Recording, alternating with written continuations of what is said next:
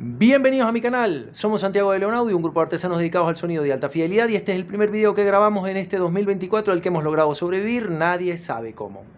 Como todos aquellos coleccionistas que tienen alguna tradición sabrán, los equipos de audios de los años 60 se venden por separado, por partes, por componentes. En el mueble que tenemos enfrente podemos ver un deck de cassette, un open reel, un amplificador, un tuner, un plato tocadiscos, un receiver, todo por separado. Y esa es la costumbre impuesta básicamente por la moda japonesa de hacer los componentes por partes, porque en la tradición americana no se hacía así. Al mismo estilo de los viejos receiver transoceánicos de Philips y Telefunken, tenemos una máquina como esta. De las viejas marcas americanas de las cuales ya la gente no tiene recuerdo, como DeWalt, y en este caso Voice of Music, tenemos este tipo de equipo tan sumamente particular en la que todos sus componentes comparten la caja. Probablemente muchos de ustedes ya no lo recuerden, pero en su oportunidad fueron muy populares este tipo de muebles al que nosotros llamamos aquí Seibo, que operaban como almacén para la platería, para los vasos, para las copas, etc. Y se ponían en la sala y en el comedor de las casas. Y a ejemplo de este equipo se desarrollaron los primeros receptores de radio gigantes de Telefunken y Philips y luego los equipos monofónicos con plato tocadiscos de RCA y estereofónicos del resto de las marcas.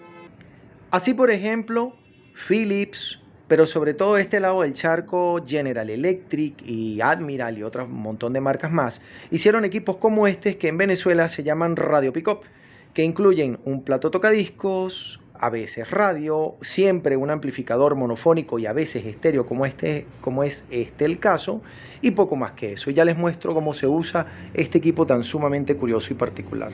Sí, me entero cómo se abre. Lo tenemos parcialmente desmontado y ya se los vamos a mostrar, pero al abrir la tapa, no importa la marca, el tamaño, el modelo o el color del equipo, siempre conseguíamos más o menos los mismos elementos, que eran un receptor de radio, un amplificador o una sección del preamplificador y un plato tocadiscos de bandeja de acero suspendida con un brazo que no era muy bueno y que a veces tenía la oportunidad de montar varios discos uno encima del otro. Muy al estilo de las máquinas que fueron fabricadas después por Garrard como platos tocadiscos por separado. Me explico, máquinas como esta, un plato tocadiscos standalone, no integrado dentro de una radio pickup. ¿Y qué marca tenemos hoy? Hoy tenemos una marca de la cual no había yo visto un equipo hace muchos años. Voice of Music. Actualmente, y en este canal en particular, solamente hemos hablado de las marcas japonesas porque son las más populares. Pero en su oportunidad, Voice of Music, Philips, Telefunken, DeWalt, Headkit eran los fabricantes de este tipo de equipos. Unos equipos que eran un centro de entretenimiento para el hogar, porque incluían todo lo que hacía falta para poder oír música. Allí está la pareja de altavoces, el plato tocadiscos, el receptor de radio y a veces tenían un espacio para almacenar discos y cintas. Y ya les voy a mostrar cuál es la electrónica de esta máquina, que es sumamente interesante. Debe quedar claro de que la mayor parte de estos equipos no eran de alta fidelidad y no pretendían serlo porque en realidad eran receptores de radio transoceánicos que no estaban diseñados para tener la mejor calidad de sonido y sí para recibir las transmisiones de onda corta y reunir a toda la familia para poder tener noticias de su país, porque la mayor parte de la gente que compró equipos como estos en Venezuela eran inmigrantes, particularmente inmigrantes italianos. Pero este sí es un equipo de alta fidelidad. No solamente porque dice que es un equipo de alta fidelidad, sino porque está diseñado para hacerlo y les voy a comentar lo primero y lo más interesante. Esta es su etapa de potencias. Es un valvular estereofónico, aquí podemos ver el transformador para el canal derecho y para el canal izquierdo en clase A pura. Curiosamente, estos equipos hoy en día son considerados una basura. De hecho, la gente no los vende, la gente los bota. Pero el ideal de la reconstrucción del sonido más fiel para la mayor parte de los audiófilos cuando llegan al final de su evolución auditiva es conseguir un valvular en clase A. Y les voy a decir algo para que se sientan mal a todos aquellos que han pagado fortunas completas por un valvular clase A. Todo esto costó simplemente verlo en el árbol de la basura correcto y montarlo en un camión. Y miren esto. Este equipo, este amplificador en particular, es uno de los proyectos que aparece en el libro Electrónica para alta fidelidad. Les cuento qué tiene. Esto es un chasis de acero galvanizado que lleva un transformador de fuerza, que lleva un filtro para alto voltaje. Estos son dos filtros que comparten la misma cápsula, un rectificador doble diodo, que no sé qué modelo es, un EZ81, una cosa más grande, 2 pentodos. Y en este caso ni siquiera son unos GL84, que sería lo más común. No, son unas válvulas muy interesantes y ya les voy a mostrar. Aquí está. Son unos 6BQ5 mandados a fabricar por la propia casa Voice of Music para equipar a su propio amplificador. Una cosa curiosísima. Y aquí tenemos los transformadores de fuerza. La gran limitación para la fabricación a nivel artesanal de equipos de audio de alta fidelidad de este estilo no está en mandar a fabricar el chasis, que los chasis se consiguen, ni mandar a hacer el transformador de fuerza, por el que hay una cantidad de proveedores que te lo pueden hacer, ni siquiera de conseguir el capacitor principal de filtro, porque hoy en día se pueden utilizar los filtros que se venden para los televisores, para los plasmas, que son de valores pequeños pero de altos voltajes, aunque ahora son físicamente más pequeños. Ni conseguir los diodos y los triodos, porque este diodo se vende mucho para amplificadores para guitarra eléctrica, ya les voy a mostrar como cuáles. Y estos pentodos se consiguen hoy en día y los doble triodos de señal también. El verdadero problema son los transformadores de fuerza. Pues un agradecimiento muy especial al canal también dedicado a alta fidelidad en clave de retro y a una cantidad de información que fue recopilada para este trabajo en particular, y ahora está disponible un ábaco y un programa diseñado en lenguaje BASIC en el libro Electrónica para alta fidelidad, que permite diseñar y confeccionar transformadores de salida para etapas de potencia valvulares, a triodos, a pentodos, a triodos en push-pull, a pentodos en push-pull y a pentodos en push-pull en clase B. El compañero de este equipo es el preamplificador, que lo vamos a ver en un momento. Pero les cuento que esta pequeña etapa de potencia de apenas 5 vatios por canal, acompañada con la modestísima eficiencia de los altavoces que están incluidos dentro de ese gabinete, que en un momento les voy a mostrar, es suficiente para producir una presión sonora interesante, porque este equipo suena realmente fuerte a pesar de la limitada potencia que su amplificador es capaz de proporcionar. Y acá tenemos el pre. Muchos pensarán que un preamplificador valvular siempre tiene que ser tan complicado como el Marantz Model 7, pero no, un preamplificador puede ser más que razonablemente sencillo. Este preamplificador tiene selector de entrada, volumen, bajos, agudos y un control adicional. Y le dan vida estos dos dobles triodos que están acá. Aquí adentro, vamos a ver si se los puedo mostrar, esto está muy sucio. Aquí tenemos dos dobles triodos que además han sido montados dentro de un blindaje metálico para no pillar ruido. Y aquí están todas las entradas de señal. Aquí tenemos la salida de audio, aquí tenemos el conector al power, aquí tenemos la entrada para el tuner, la entrada para el plato, la entrada para todos los tipos de señal habidos y por haber, y por supuesto la entrada de plato tocadisco, aunque esto no tiene una sección fono como tal, y les voy a contar. El plato tocadiscos que equipa esta máquina usa un cartucho de cerámica que induce una señal relativamente grande de unos 200 a 400 milivoltios y ya viene ecualizada, porque el ecualizador ha sido montado en un puente de terminales en el propio chasis del plato tocadisco. Así que este preamplificador no tiene sección fono. Estas dos válvulas que están acá solo dan vida al control de tonos bajo agudos y tienen un poco de amplificación. La señal que sale amplificada de aquí viaja por este cable tremendamente sucio a la entrada del power, que está conectado con este pluriconector que podemos ver aquí. Y de este power se dirige a la pareja de altavoces que incluye este conjunto. Ahora, ¿qué calidad de sonido podemos conseguir de una cosa como esta? A pesar de que este es un equipo tecnológicamente obsoleto porque se fabricó de 1958 a 1964, suena excepcionalmente bien. Primero, porque las dos secciones de amplificación tienen retroalimentación negativa global. Y en segundo lugar, porque al ser un clase A pura no tiene distorsión de cruce por cero. Para sorpresa de muchos, les comentaré que la distorsión armónica de un preamplificador y de una etapa de potencia valvular son bastante más grandes que la distorsión armónica que produce un estado sólido.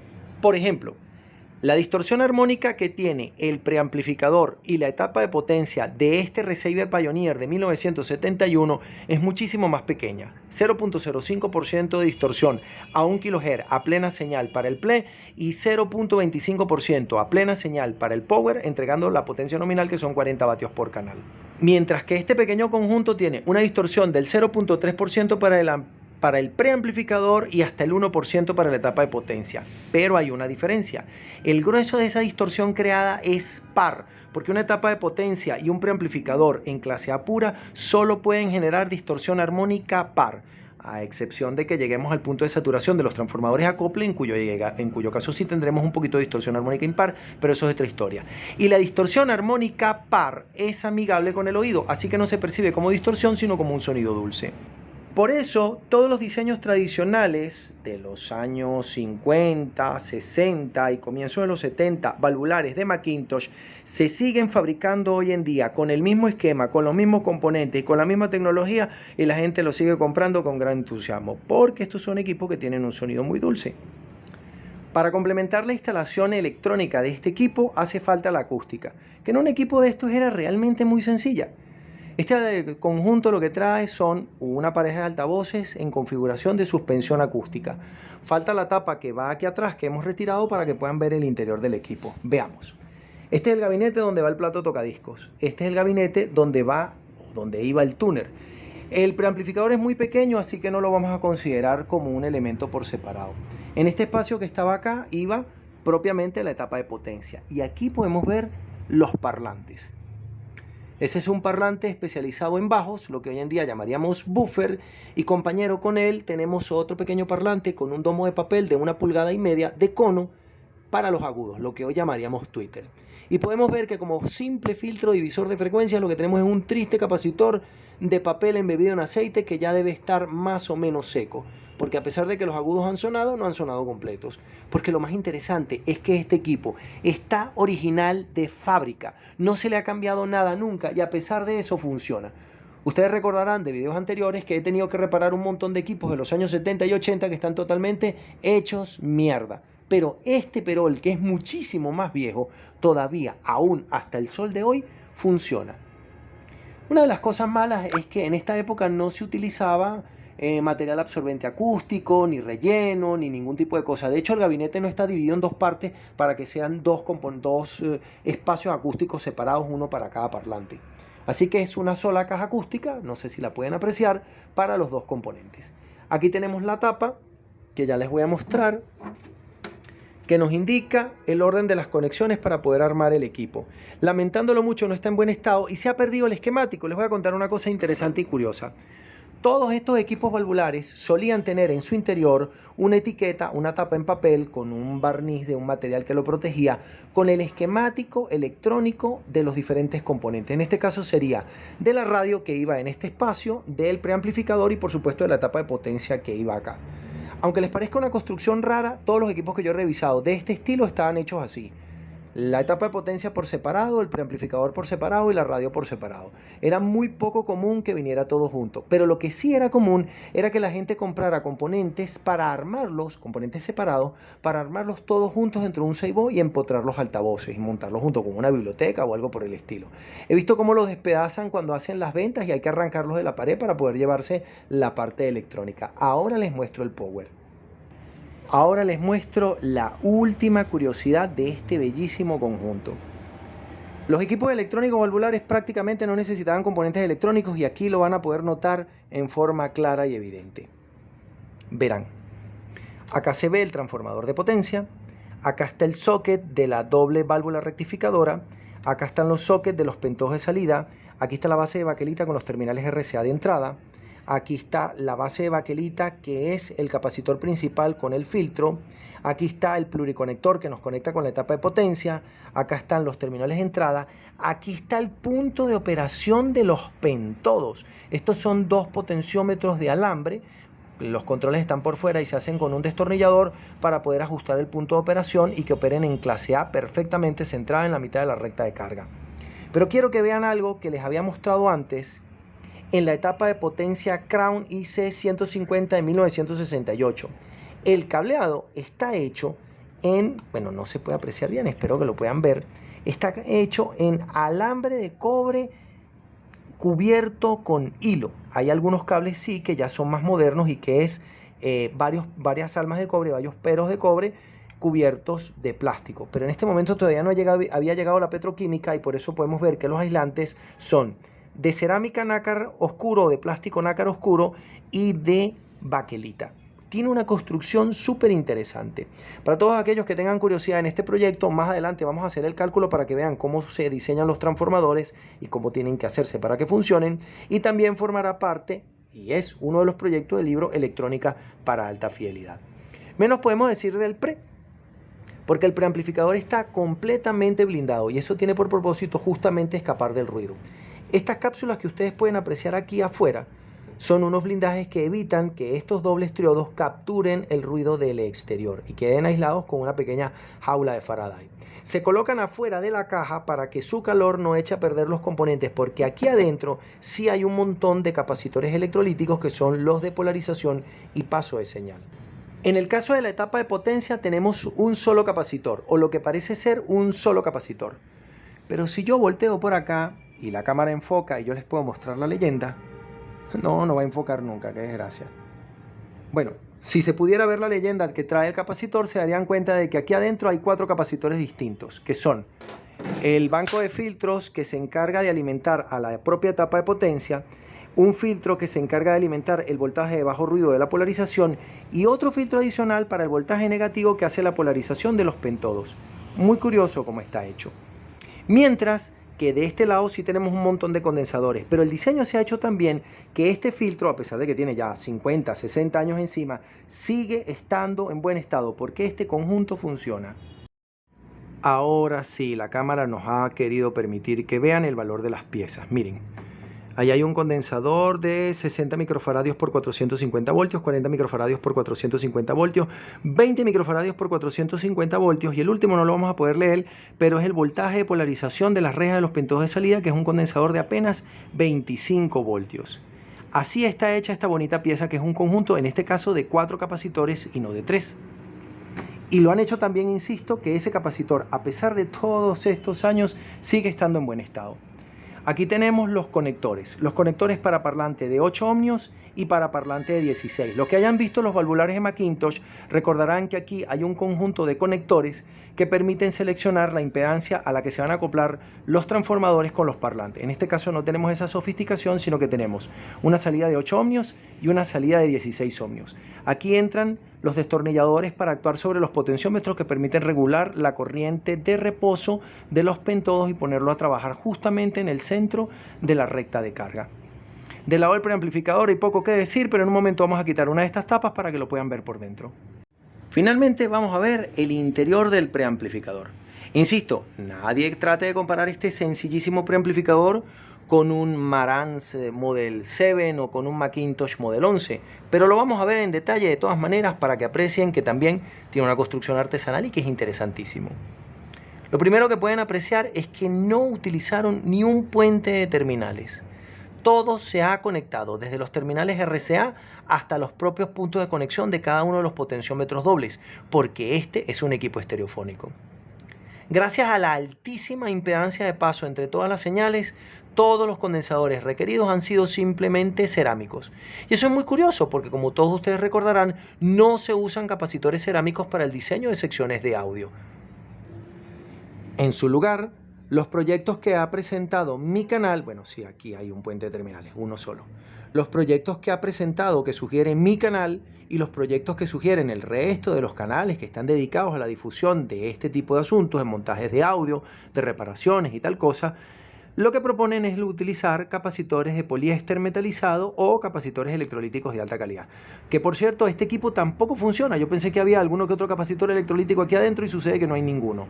Los únicos capacitores que han utilizado, que no son de cerámica, son esos dos papel embebido en aceite o electrolíticos de cápsula negra, que no lo creo que lo sean, me parece que son más bien capacitores de papel embebido en aceite de 1 microfarad. Son los únicos capacitores grandes que tiene esta máquina. También quiero que noten que todos los cables están apantallados y que las terminales que hubieran podido tocarse han sido forradas con esta malla negra que también es de hilo.